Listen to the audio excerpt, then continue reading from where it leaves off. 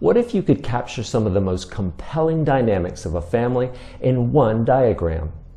That's the idea behind the genogram, which is a visual display of the relationships, history, and often complex aspects of a family system.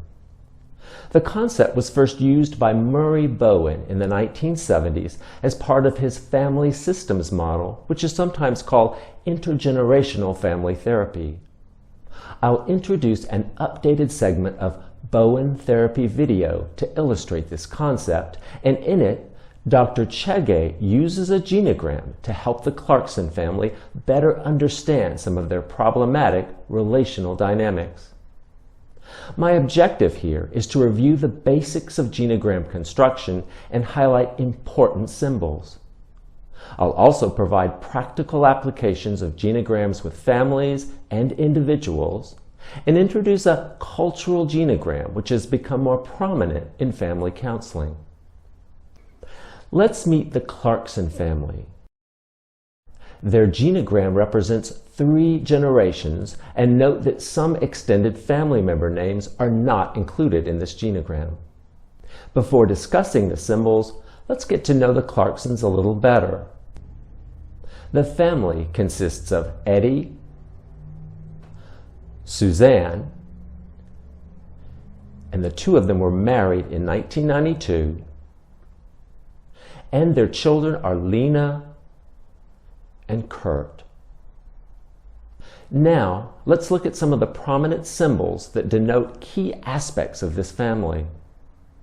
The first is death, and we see that Eddie's father, Louis, died of a heart attack at 78. Next, there are 2 instances of divorce in this genogram, and we learn that Eddie and his first wife divorced in 1991. Suzanne's mother, Sally, divorced Mike after 13 years of marriage.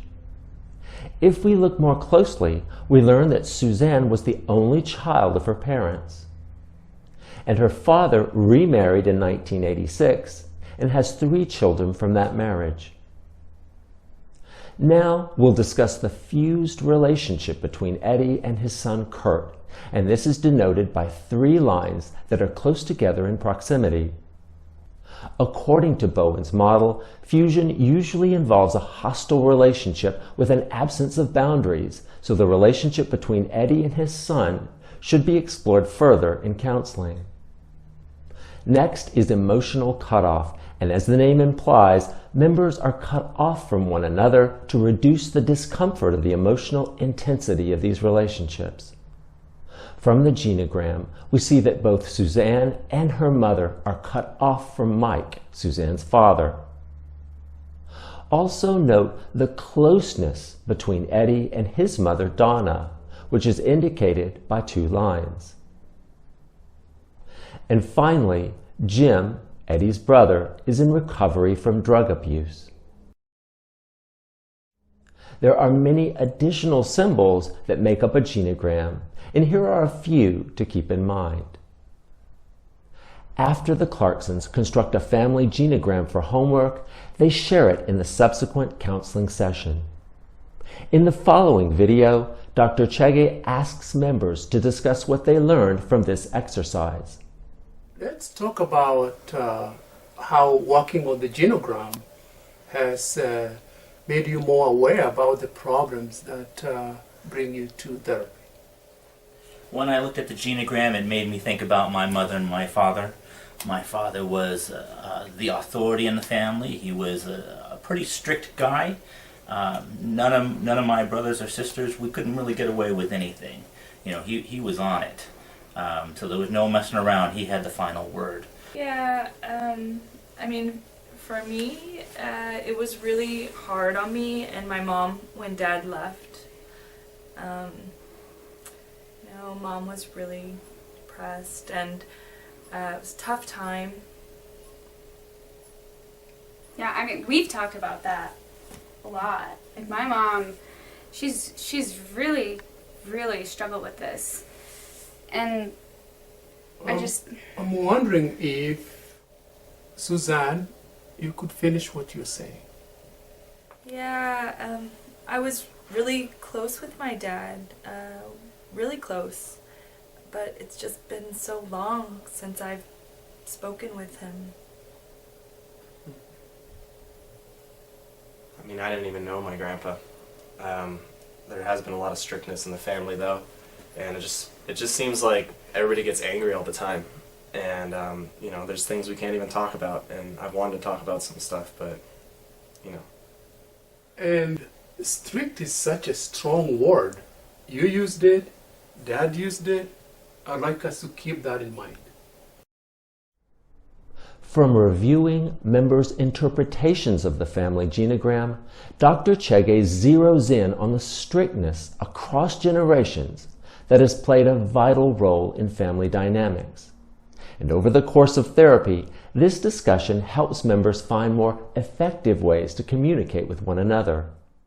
The genogram is thus an important assessment tool for the Clarkson family, but there are additional ways that it can be useful.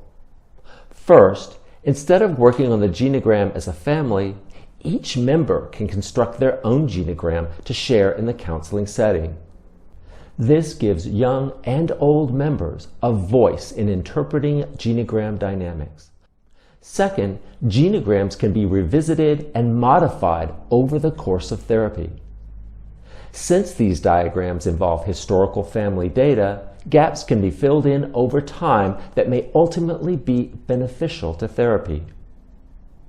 Additionally, because genograms represent valuable data points within a single document, they can highlight important strengths that families may not be aware of.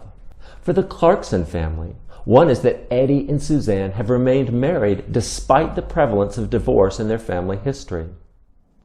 Genograms can also be beneficial in individual counseling. Clients can create their own genograms, which provides insights into the family roles and dynamics as they apply to each client. Lastly, the genogram can be modified to demonstrate aspects of diversity within a family system. Here is a cultural genogram with one possible key for explaining some of the cultural aspects of the Clarkson family system. Whether they're used with families or individual patients, genograms hold the power of exciting new insights that can enhance the counseling process through greater understanding of families and the potential for long-term growth. Thanks for watching, and please note that the slides in this video are available for download in the description box below.